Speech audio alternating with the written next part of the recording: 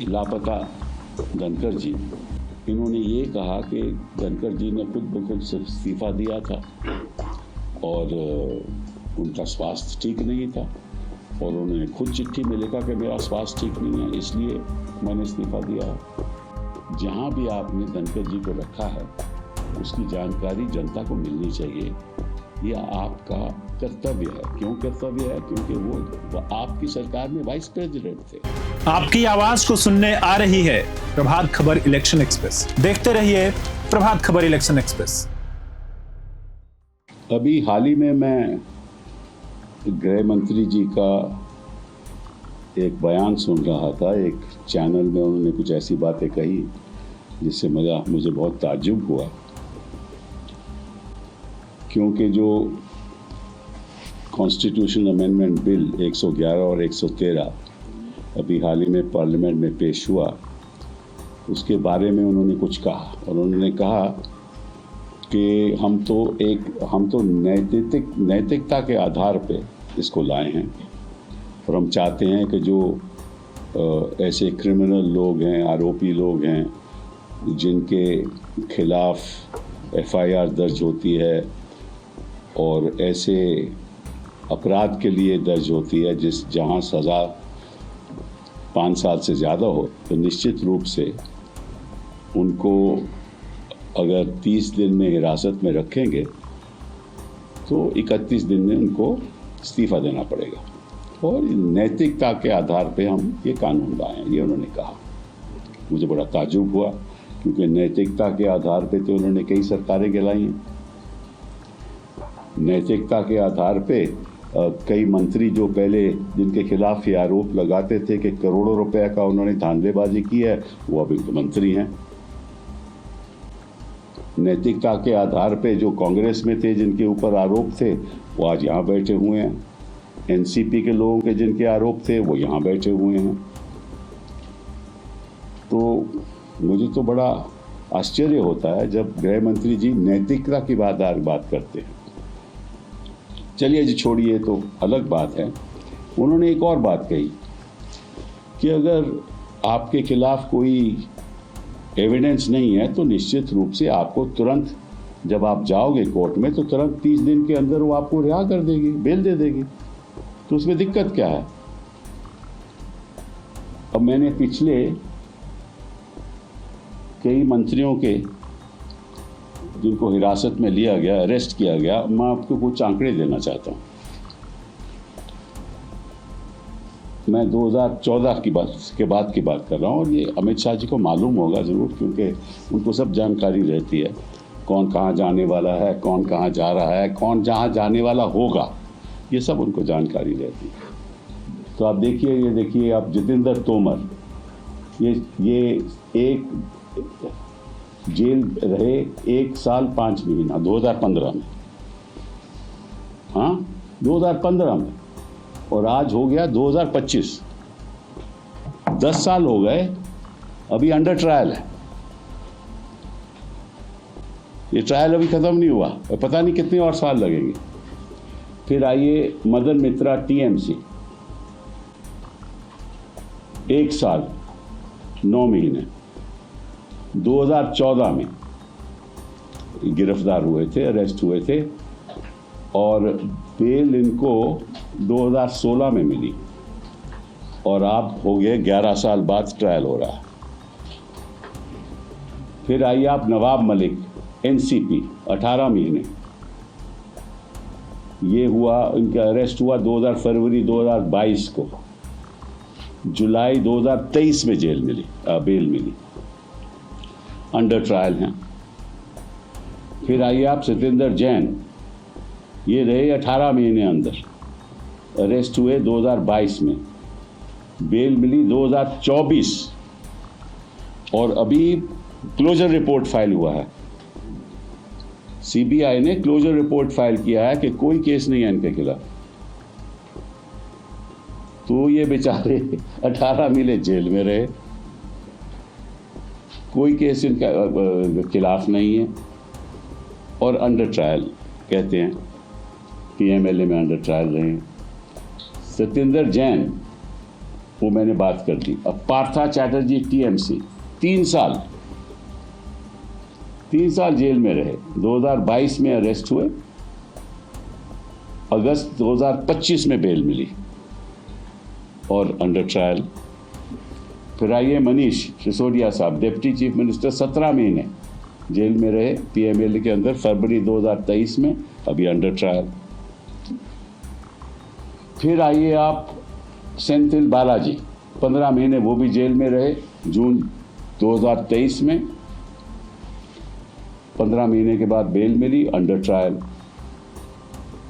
Then ज्योति प्रिया मलिक 14 महीने, अक्टूबर 2023 में arrest हुए और बेल मिली 2025, ये भी अंडर ट्रायल।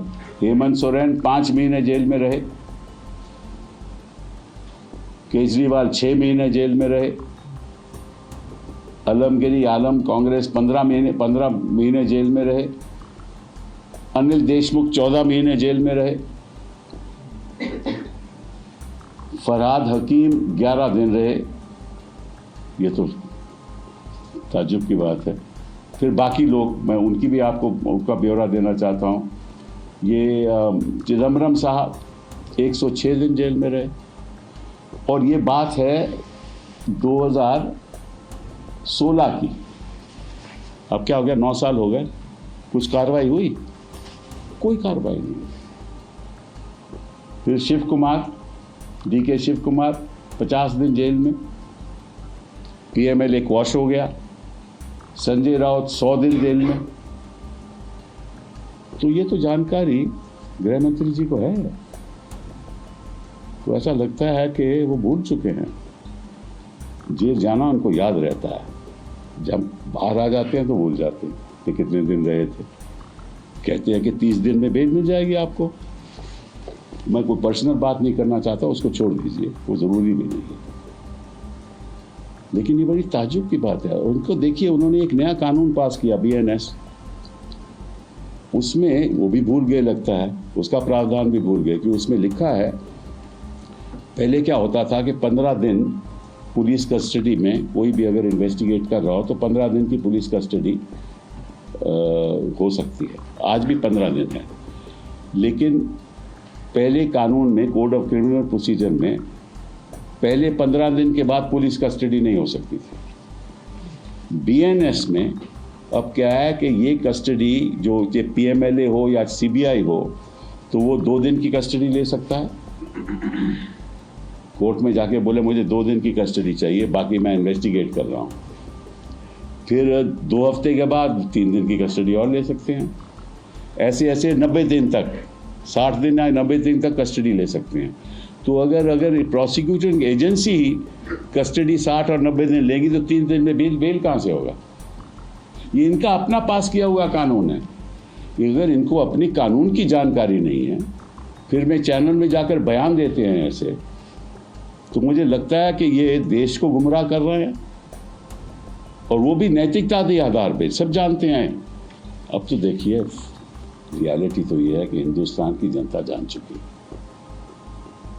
जान चुकी है कि कितना लगाव है इनका नैतिकता के प्रति। तो मैं गृह मंत्री जी से कहूंगा कि ये जो कानून लाए हैं ना, ये केवल ऑपोजिशन के चीफ मिनिस्टर्स और मिनिस्टर के खिलाफ उनको हिरासत में लेकर ऑपोजिशन की सरकारों को डिस्टेबलाइज करना, यही आपकी खाका इरादा है। और ये नैतिकता की बात जो आप करते हो ना, ये छोड़ दो, क्योंकि इससे कोई फायदा नहीं, कोई इससे प्रभावित नहीं होगा। साथ साथ में जनता को ये भी बता दो कि जहाँ जहाँ आपकी सरकारें हैं, चाहे वो केंद्र में हो, प्रदेश में हो, कोई एक मंत्री को आपने जेल में भेजा एक दिन के लिए भी? किसी के खिलाफ FIR होने दी? तो आप बात करते हो कि भाई हम क्रिमिनलाइजेशन को खत्म करना चाहते हैं, तो जरा अंदर भी झांक लो। जिस तरह से आप खुद सरकारें चला रहे हो, उसका भी ब्यौरा कर लो। मुझे बड़ा ताज्जुब हुआ कि जब ऐसे चैनल पे जाकर उन्होंने ये बात कही तो मैं सोच रहा था कि इस देश में लोकतंत्र में कितनी गिरावट आ गई है। ऐसा तो मैंने कभी हिंदुस्तान के इतिहास में किसी मंत्री को भी ऐसा बयान करते नहीं देखा। एक ऐसे कानून लाओ जो एक हथियार बन जाए। सरकार के हाथ में अब कानून हथियार बन चुका है, जिससे ऑपोजिशन लोगों को हिरासत में लेकर ऐसा सिचुएशन हो जाए कि सरकारें ही गिर जाए। दूसरी बात जिस पे मैंने आज ट्वीट भी किया, लापता धनखड़ जी, इन्होंने ये कहा कि धनखड़ जी ने खुद ब खुद इस्तीफा दिया था और उनका स्वास्थ्य ठीक नहीं था, और उन्होंने खुद चिट्ठी में लिखा कि मेरा स्वास्थ्य ठीक नहीं है, इसलिए मैंने इस्तीफा दिया है। उस पर भी मुझे बड़ा ताज्जुब हुआ, क्योंकि अगर स्वास्थ्य उनका इतना ही खराब है तो अमित शाह जी को जानकारी होगी किस अस्पताल में है। जरा हमें भी बता दें, हम भी जाके मिल लेंगे, पूछ लेंगे कि उनका स्वास्थ्य कैसा है। एक इंडियन एक्स किसी पेपर में एक न्यूज़ आया है कि वो तो टेबल टेनिस खेल रहे हैं और अपना योगा करते हैं, और कुछ इधर उधर के ट्रिप भी गए हैं, राजस्थान में गए हैं जहाँ कुछ बिल्डिंग बन रही है। तो इनको तो जानकारी होगी अमित शाह जी को, सब तो बता दें, क्योंकि फिर वही बात कि आप जनता को कुछ कहना चाहते हैं, असलियत कुछ और है, और जनता को आप बेवकूफ़ बना रहे हैं। और जनता अब सब समझ चुकी है, क्योंकि आपको मालूम है कि बिहार में क्या होने वाला है, तो आप चाहते हैं ना कोई ऐसा बयान दे दूं। और मैं आपसे कहूँगा कि जहाँ भी आपने धनखड़ जी को रखा है उसकी जानकारी जनता को मिलनी चाहिए। यह आपका कर्तव्य है। क्यों कर्तव्य है? क्योंकि वो आपकी सरकार में वाइस प्रेसिडेंट थे, और नंबर 2 होते हुए सभी चिंतित हैं कि वो हैं कहाँ, और उनको खुलेआम बोलने का अधिकार क्यों नहीं मिल रहा, वो चुप्पी क्यों बनाए हुए हैं। शायद उनको कहा गया हो कि जब तक वाइस प्रेसिडेंट के इलेक्शन नहीं होंगे तब तक आप मतलब कि आराम करिए, और ऐसी जगह पे आराम करिए जहाँ सब सहूलतें होंगी। और अगर स्वास्थ्य इतना ही खराब है तो डॉक्टर भी वहाँ विजिट करते होंगे। हमें बता दो कि कौन डॉक्टर वहाँ विजिट कर रहे हैं, हम भी जाके डॉक्टर से पूछ लेंगे कि भैया उनकी तबीयत कैसी है, बता दीजिए। क्योंकि राजनीतिक तबीयत तो आपकी खराब है, इस समय काफी गिरावट आ चुकी है आपकी राजनीतिक तबीयत में। Yesterday, when I was listening to an interview of Amit Shah to a media channel, I was truly surprised at what he said. And this is in respect of the 111 Constitutional Amendment Bill and 113 Constitutional Amendment Bill, when he said that we have actually introduced this bill, which is now referred to the Joint Parliamentary Committee, to ensure that there is a constitutional morality which impacts every aspect of governance in this country. Of course, that constitutional morality has nothing to do with their own morality, but it has everything to do with the morality of the opposition. And he said in the course of that interview that in fact, if a person is in jail for 30 days, and before that he moves the court, if there is nothing against him, he can easily get bail. And once he gets bail, he can again become a minister. Not knowing that how many people this government, through its agencies, has sent to jail, and how many days have they stayed in jail. And in that context, I just want to, because I've got some data with me, I just want to tell you how many people have been sent to jail, and only the opposition. Not a single minister in this government or in a government in which the party is running the state, any minister has ever gone to jail. No minister. So this is selective legislation to weaponize laws to target the opposition. And let me just tell Amit Shah ji the reality. Take the case of Jitendra Tomar. He was 1 year, 5 months in jail, and he got bail in 2015. Actually, I'm wrong. I'm sorry, I made a mistake. It's 1.5 months in jail. It's a mistake, right? And trial is not yet over. It is 10 years have passed. Then Madan Mitra, PM of TMC, was in jail for 1 year, 9 months, from December 2014 till September 2016. And this 11 years have passed, nothing has happened. Then Nawab Malik, 18 months in jail. 2022 FIR, arrested. We are in 2025. Nothing has happened. He got bail in July 2023. Satyendra Jain, Health Minister, 18 months in jail. Arrested in May 2022, got bail in 2024 October, under trial. Partha Chatterjee, 3 years in jail, TMC, arrested in 2022, got bail in 2025, under trial. Then Manish Sisodia, we know what happened to him, 17 months in jail, Deputy Chief Minister of AAP, and under trial. Balaji, Senthil Balaji, 15 months in jail. Jyoti Priya Malik, TMC, 14 months in jail. Hemant Soren, 5 months in jail. Arvind Kejriwal, 6 months in jail. Alamgir Alam Congress, 15 months in jail. Anil Deshmukh, 14 months in jail. I mean, I can go on and on. Chidambaram ji, 106 days in jail. Shiv Kumar, 50 days in jail. Sanjay Raut, 100 days in jail. And none of this has gone, no trial has completed. This is still going on. So he knows, the Home Minister knows, that when the PMLA and the CBI are after them, nobody comes out. Nobody is granted bail. And we've seen even the Supreme Court of India has commented on it. Okay, why aren't magistrates granting bail in this country? So he doesn't grant bail, then you come to the High Court, then that sort of is heard for months, then you go to Supreme Court, then after a year and a half, you get bail. And in the meantime, your political career is destroyed.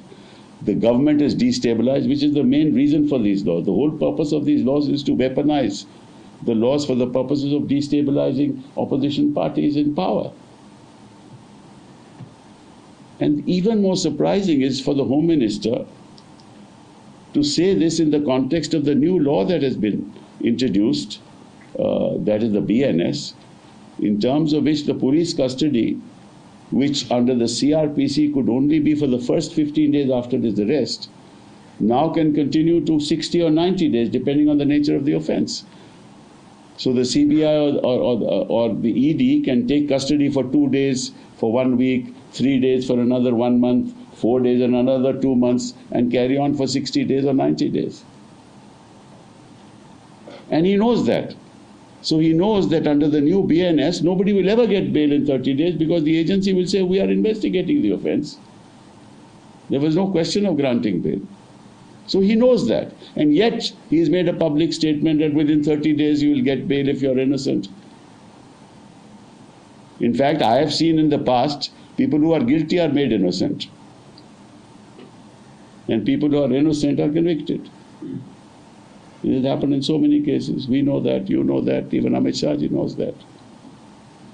And the purpose is not the vindication of the law. The purpose is not upholding principles of constitutional morality. And who is this government to talk about constitutional morality? Can our Home Minister talk about constitutional morality in which, in the context of the way Maharashtra government was thrown out? In the way Uttarakhand government, Congress government was thrown out? Madhya Pradesh, it was thrown out? And the manipulations that took place, Karnataka, it was thrown out. I can give any number of examples, Goa, any number of examples. So you use the law to throw on governments. You buy people. You offer them plum postings. You offer them ministerships or become members of parliament in the Rajya Sabha. And then you talk about constitutional morality. I don't think in the history of India we've seen a government which is so constitutionally immoral as this government. So, the fact of the matter is, my dear Home Minister, everybody knows the reality by now. Everybody knows कि कितने पानी में हो आप, और सब जानते हैं. Or the fact of the matter is that you know very well that the tide is turning and has turned in Bihar, and you want to sort of divert the attention of the people of this country to other issues like this one. But now the situation is different. I mean, you can fool people some of the time, and you can fool some of the people some of the time, but you can't fool all the people all the time. So it seems you're trying to do that. That's not going to happen. Try and take care of the future of India instead of the future of the opposition parties in India. Thank you very much. Sir, amidst this debate, now today also there are ED raids conducted at the residence of the former Health Minister Saurabh Bhardwaj regarding the hospital construction case. Now the Aam Aadmi Party is saying that when it had started, even it was Satyendra Jain. तो वहाँ धनखड़ साहब तो नहीं गए ना उस अस्पताल में. मैं वैसे ही पूछ रहा हूँ. हाँ. What is the question? Yeah, so your take upon it, because they are saying that it was Satyendra Jain who was the health minister at that point in time, and this is nothing but just the vendetta politics which is being So what's new? What's new about it? Your take upon it. What's new about vendetta politics? This is their policy. Vendetta politics is part of their policy to destabilize, to target people, to instill fear in people, to destabilize governments, and to use laws for the... See, if you look at any newspaper today, open any newspaper, half the newspaper is filled with people getting arrested, what PMLA is doing, what CBI is doing, whether a person has got bail, not got bail. Half of the newspaper is filled with that. Go back 10 years, you never find this. And we all know about it. Sir ये bill तो पास हो ही नहीं सकता, 2/3 majority भी नहीं है. वो तो उनको मालूम है कि पास नहीं हो सकता, लेकिन ये बात करते हैं ना नैतिकता की, संवैधानिक नैतिकता. क्योंकि इनका जो ये पॉलिटिकल एजेंडा है ना कि देखिए विपक्ष के खिलाफ वोट करेगा, तो विपक्ष नैतिकता को गले नहीं लगाना चाहते, हम नैतिकता को गले लगा रहे. ये इनका पॉलिटिकल नैरेटिव है ना. जब इनको मालूम है कि बिल पास ही नहीं हो सकता, इनके पास 2/3 मेजॉरिटी है ही नहीं, तभी इन्होंने कल ये भी बात कही कुछ कांग्रेस भी वोट करेंगे. इनको सब पता है, कुछ पे रेड कर देंगे, कुछ को बोलोगे तो नहीं तो PMLA भेज देंगे. सर तो सर जेपीसी को रेफर कर दिया गया ये बिल, लेकिन जेपीसी कॉन्स्टिट्यूट नहीं हुई है अभी. हाँ, करेक्ट. और उसको लेकर विपक्ष के कई दल जैसे TMC उन्होंने कहा कि हम पार्टिसिपेट नहीं करेंगे. बिल्कुल सही. प्रभातखबर.com, विश्वास वही, रफ्तार नहीं.